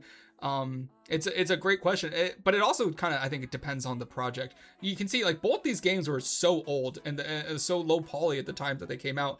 You can't really just put a coat of paint on this and make it look good. You can do that with a game like Skyrim. You can easily just put higher textures on Skyrim, make it look like a new game. But you cannot do that to, for example, 007 GoldenEye. You can't just put better textures on GoldenEye and expect people to be like, wow, this is a brand new game, I want to spend a lot of money on it. Of course, remakes have higher engagement. Remasters were ruined by Last of Us Part 1 Deluxe Edition, and now 2 times as many Ducks Collector's Editions. I was going to talk about that, actually. I almost brought up The Last of Us. I'm glad you brought that up. The Last of Us is one of the worst examples of this. They've made like 3 different ones. There's The Last of Us, there's The Last of Us Remastered, and then there's The Last of Us Part 1. And it's just, oh boy, it's dumb. Like, they all look the same. I'll actually pull it up. Last of Us versions.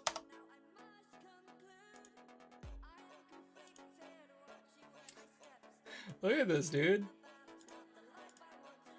This is crazy. What are we doing here? Last of Us Remastered, Last of Us Part 1.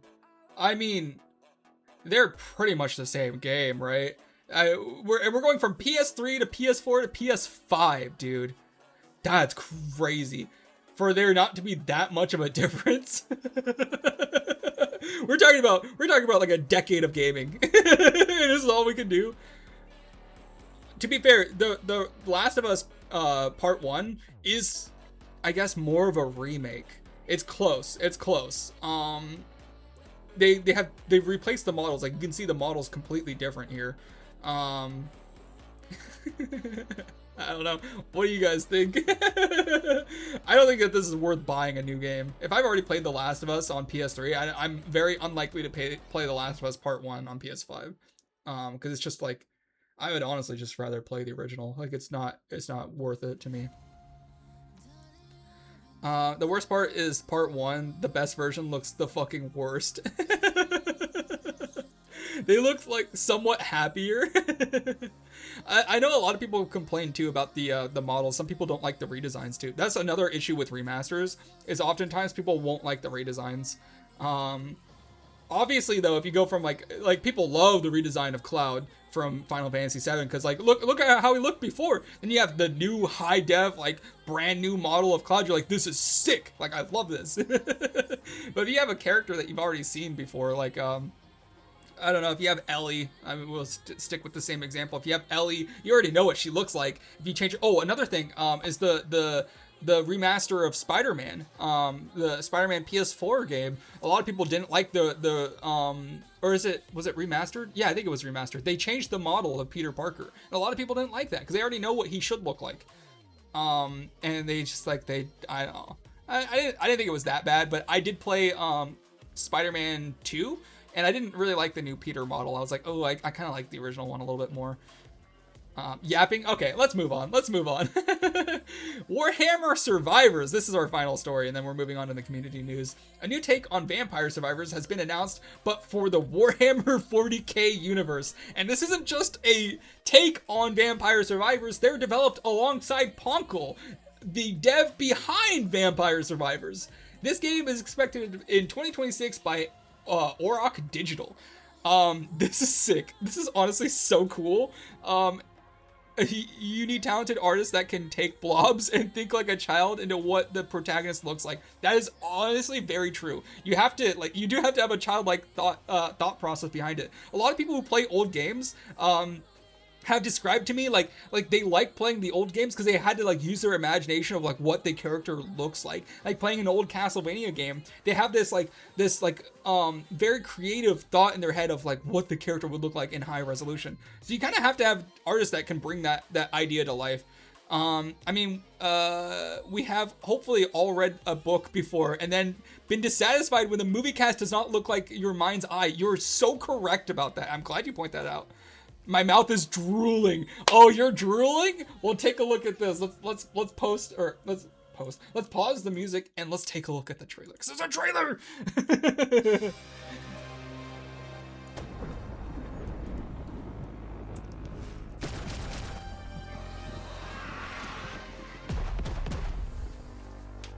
This looks so cool. Oh, the music!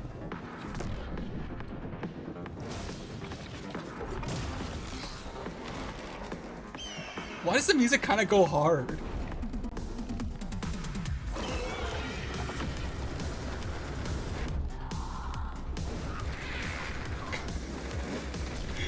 This isn't gameplay yet. This looks lame. Where's my DLS and 4 times frame gen? I guarantee you're gonna have great frames on this game. Here we go. This is the gameplay. It's literally just Vampire Survivors, but you play as Warhammer characters. 2 universes. All survivors. Well, you can have extra little goons. Unlock and evolve weapons. Dude, this is so cool. Endless war. I think it's really cool. You can have little minions. Dude, this game is gonna go so hard. Space Marines and Aldari. Now this is a gameplay trailer. So yeah, I thought this was so cool. I'm glad I caught this. Because I guess this isn't. How many views does this have? 274,000 views. This should be blowing up. This did not catch the algorithm as much as it should have. I think this is gonna be so sick when it comes out. Especially like if you like Vampire Survivors, this is just that but better in every possible way. And it's being directed, or it's being developed alongside the original creator of Vampire Survivors. I don't know how big of a capacity he had in it, but I mean, it certainly has the same spirit from what I've seen. I haven't played Vampire Survivors, but I did research it a bit when I was looking into this, and it looks very similar. It's just much more polished. It's so sick. And it's really cool too, because this, I mean, Mega Bonk is also really popular right now. So this style of roguelike, opening loot boxes and getting new weapons and stuff, it's such a unique and cool idea, and it's taking off so quickly. So yeah, we have this to look forward to next year. Let me read some of what you guys are saying. Before I forget it, how about you join Zen's Oh, I was gonna mention that too. Yeah, join our Discord. If you're working on stuff, we like to share what people are working on. Okay, that was a throwback to the official Paint IRL. That was sick. Wait, was it?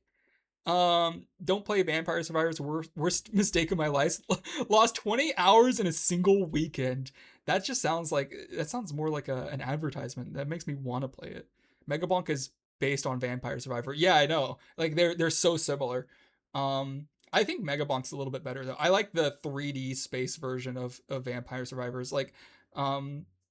I'm sure it's fine in 2D, but I like the three dimensions. What I think is the coolest about this though is that they have they have minions. That was the coolest thing that I noticed. I think that Mega Bonk is severely lacking on the minions department. I would love to see that. Anyways, moving on. That was all we had for the gaming news. We have our community time. Speaking of community, Sticky Man, if you join our Discord, this is where we have a little area down here. I made a gaming news channel so people can share any stories that they come across throughout the week. But we also have a share your work section where people talk about the things that they're working on. I am a reflection of the community. Tupac Shakur. Thought that was a good quote. He already joined. You slowed down. What do you? I have streamer mode on. I don't. IT Goblin? Is this him? Welcome in, IT Goblin. Welcome. There are new people run. Welcome, the local IT Goblin. I'm gonna give you a little wave. Oh, you got a picture of Eevee. That's so cute.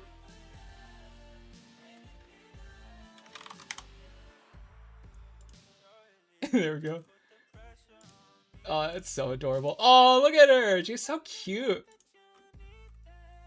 Speaking of Eevee, let me give you another look at her. She's just snoozing. I like how my green screen is still like green screening things out. Like, why is this getting green screened? That's weird when it's choosing to green screen out.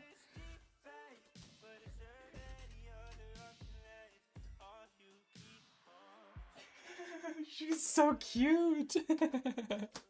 I'm sorry, I woke her up. All right. But yeah, if you want to share your work in this channel at any point, go ahead. We would love to see what the people in this community are working on. We all have our fun little projects. Let's talk about the first one that we have. Clarence Pipeline. What is work? Work is like any projects that you're working on. Like if you're like making a game, or if you do art, like we have all kinds of people in our community. Some people share music that they're working on. Some people share, because this is the HDRP test, the high definition render pipeline. Get it? Pipeline. Anyways. But yeah, if you have anything that you're like passionate about, like man, if you are really good at knitting and you want to share something in that, like, we'll take a look at it. But here we have a look at Clarence newest project. Looks like he's doing something with HDRP, which is something that I actually haven't gotten into in Unity. So with Unity, there's standard definition pipeline, there's the HDRP, and then there's just like the classic, which is not available in Unity 6 anymore, but it's basically just two pipelines. Standard definition, or SRP, is it standard render pipeline? I can't remember what it stands for. And then there's HDRP, which is like that'll have like a lot more high definition like assets, and I think it has, doesn't HDRP have frame generation with NVIDIA GPUs? I don't think that's available with SRP. Oh, you're right. Oh, yeah. So I'm sorry. URP, Universal Render Pipeline. URP is what most people would use. HDRP is a little bit more intensive. And then SRP, I don't think they do SRP anymore. I think SRP is like a pre-Unity 6 thing. And that's just like the original Unity pipeline. Just messing around with because I was bored waiting for Steam. I see. Is this from, did you make this, or is this from like a Unity asset, this water and the buoyancy? So he's testing multiple things here. He has a day and night system that he's working on. As you can see, it turns night. Do these lights only show up when it's nighttime? Wait, that's really cool. They have like a hue around them. Is this an HDRP kind of thing? Emission. Oh, what? That's interesting. Volumetrics? Is that what it is? Volumetrics? The water is built in with... Wait, this is a thing with HDRP built in? Okay, you programmed the buoyancy, but the water is already... That's so cool. The lights work with the day and night cycle. That's sick.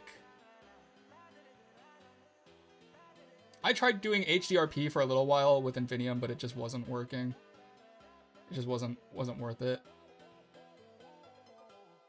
That's so cool though. I like the water. HDRP is very pretty. I won't lie. It's a little bit harder for me to work with though. Even have moon phases. Ooh, that's really sick. Volumetrics is how light scatters in the fog, and underwater, typically the water-based physics is water caustic, but the idea is the same. That's interesting. And this is all like standard in HDRP? I didn't realize this. Because obviously URP doesn't have any volumetric like fog lighting like this. That's super cool. I haven't actually seen those before. That's sick. Yep, all standard. Well, that's fun. It's cool to see you trying that out. Hopefully it's not the birth of a new project. Stinky Man, you're not used to this, but every week Kieran has a new project that he's working on. Anyways, let's take a look at Oik's custom game engine and or custom engine / game for the Craft Picks Indie Jam. So Oik, we met him last week. He raided over to us. Oh, he's not online anymore, but he was online a minute ago. I was gonna pull it. I guess I can still pull him up. This is Oik. I've been we met him last week. He's pretty cool. He's been working on this indie game jam. I'm not gonna watch an ad. Wait, why am I watching an ad? I actually okay, never mind. But he was working on this game. Oik is chill. Okay, you met him too? Oh, hi, EP. Oik is chill. Okay, you met him too? Why is my audio doubled? I went back to my channel and it's not even in the stream. Why is it playing? Can you stop? I just muted it. Why is it still going? EB, come here. Aw. Come here.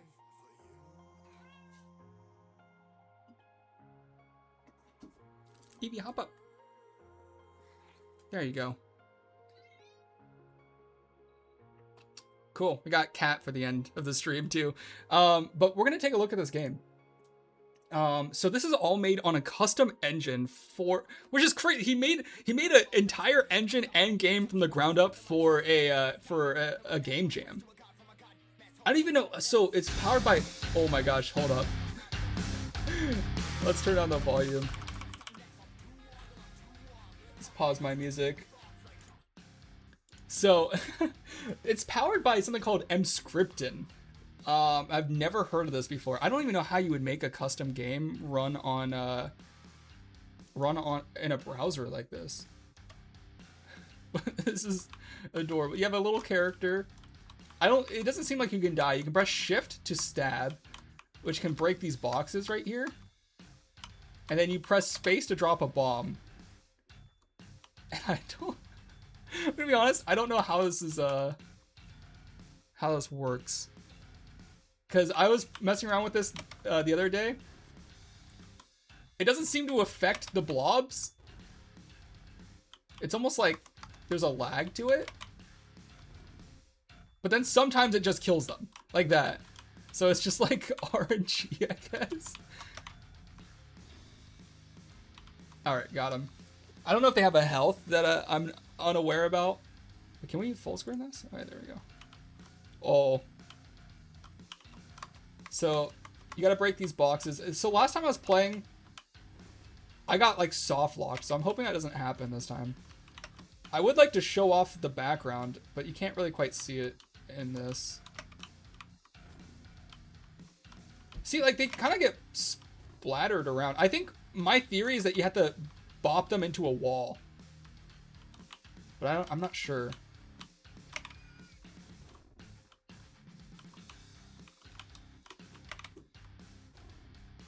See, like that one died because it's in like in a corner.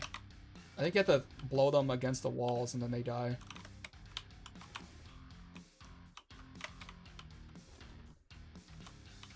But I'm not sure.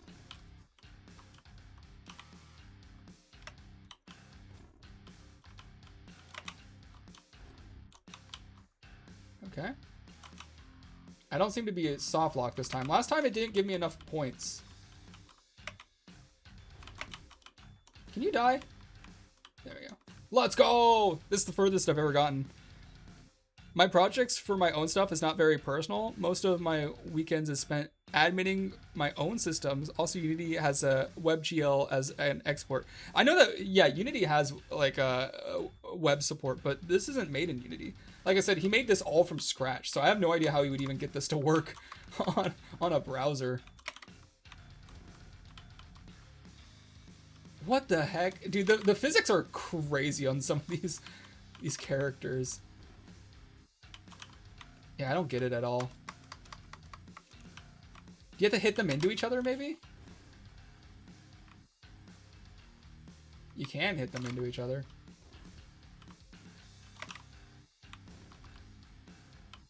I don't get it at all.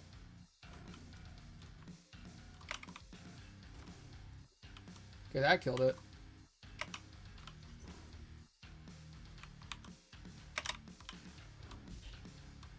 That killed it. It doesn't make any sense to me. Okay, that one died. That one died.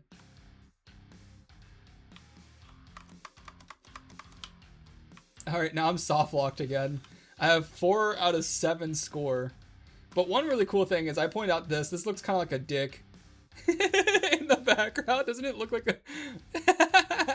And I guess this is also a reference, the cyan, and then this is supposed to be like C#, which is fun.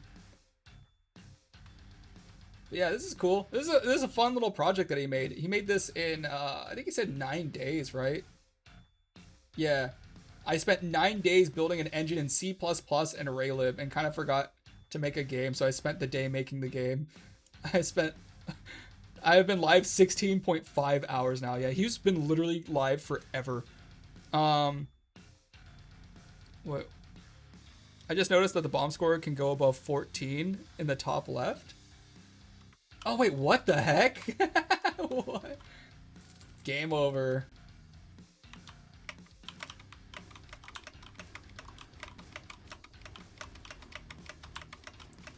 Yeah, it's not the most polished.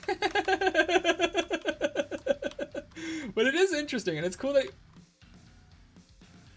I think we found a bug. I'm just in an empty room. I didn't go into the next... And I don't have any bombs anymore. Dang. But yeah, that was cool. I mean, no, he made a whole engine. I'm honestly surprised he could even make a game within his own engine and get it online and working in a browser. Like, I think that's really impressive. You want to be happy and see some of the old web? What do you mean, the old web?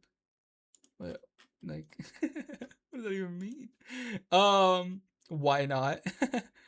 Maybe it's finally, it's time to finally fire up my own personal website that I've been procrastinating for months. Yeah, do that.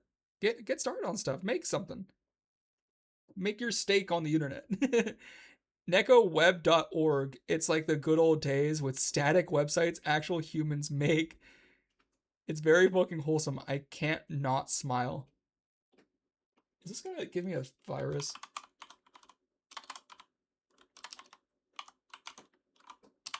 Hey! Stop scratching back there. The cat's scratching up my carpet. Yeah, you know not to. She just ran away. Yeah, you know you're not supposed to do that.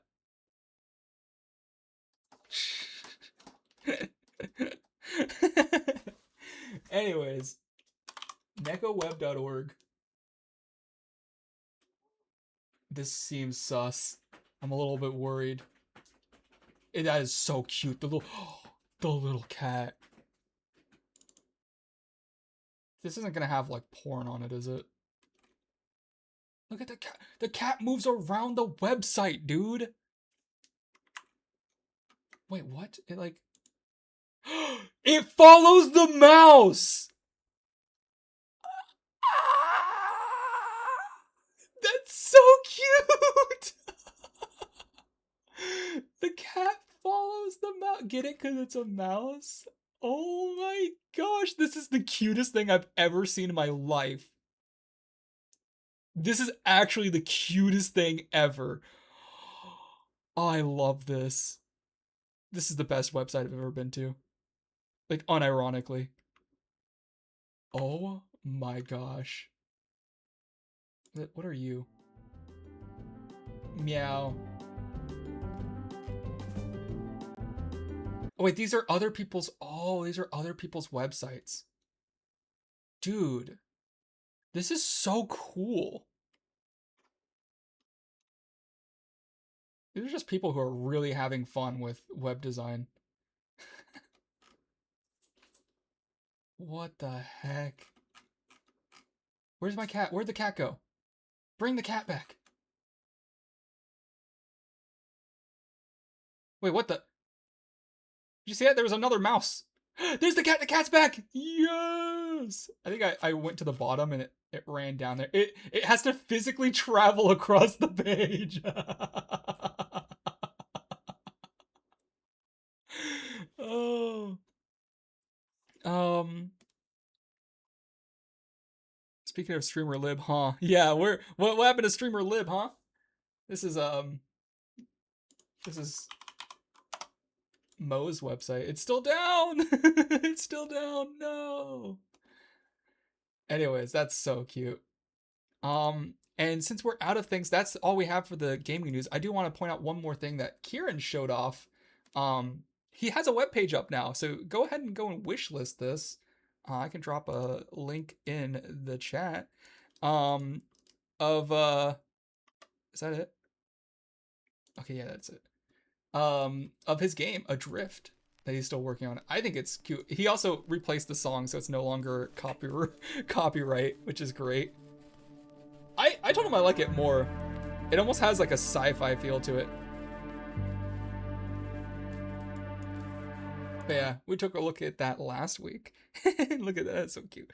I stopped the server for now. I'm working on 1.0 with a stronger backend. Oh, a stronger backend. Ooh.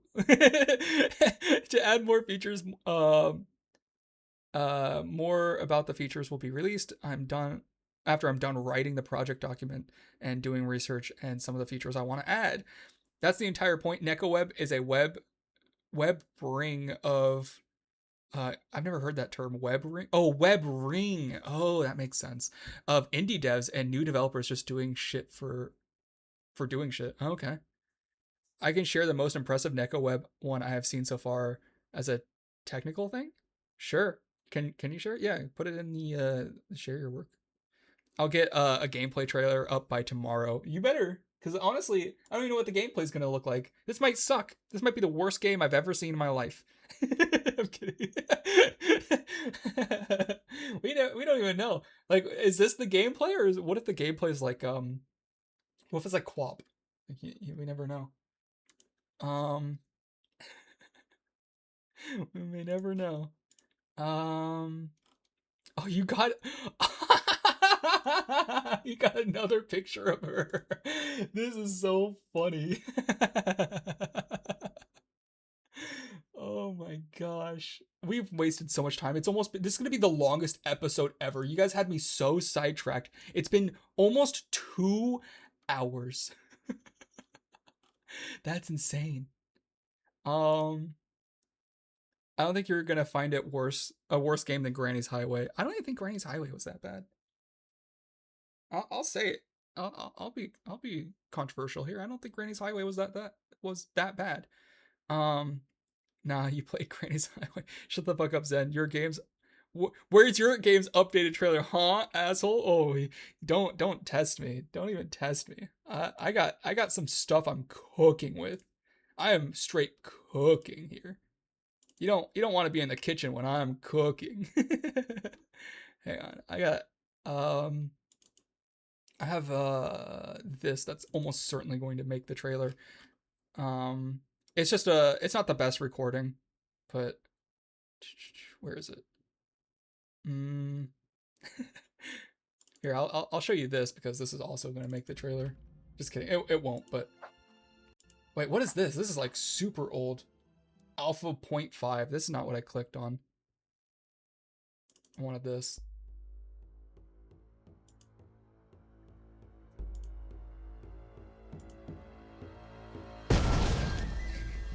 This is the end of Kieran's quest line where he gets cooked into a little skeleton. My favorite part is when he falls back down. Woo!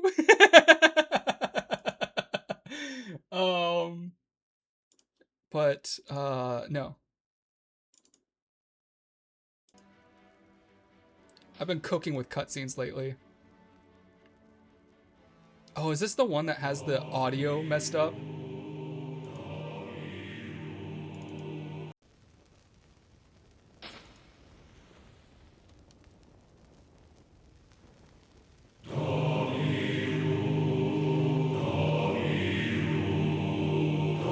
And this is actually in-game. Yeah, let's do the outro. I was waiting to see if Sticky had something he was gonna send, but I'm not seeing it coming through. We gotta end it. Alright, let's get ready for this outro. Fuck YouTube. Yeah, bye YouTube.